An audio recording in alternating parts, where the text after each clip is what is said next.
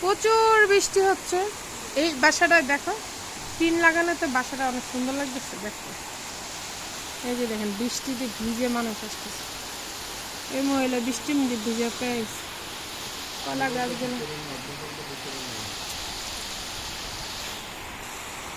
এই যে ছোটবেলা বৃষ্টিতে এত এত ভিজতাম, আর এখন চিড়িয়াখানার মতন বন্দি হয়ে রয়েছি, বৃষ্টিতে ভিজতে পারতেছি না।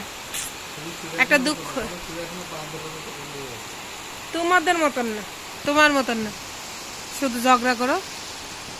তোমার জন্য আমার একটা ইউটিউব চ্যানেল খুলতে হবে, ঝগড়া ঝগড়ি। তুমি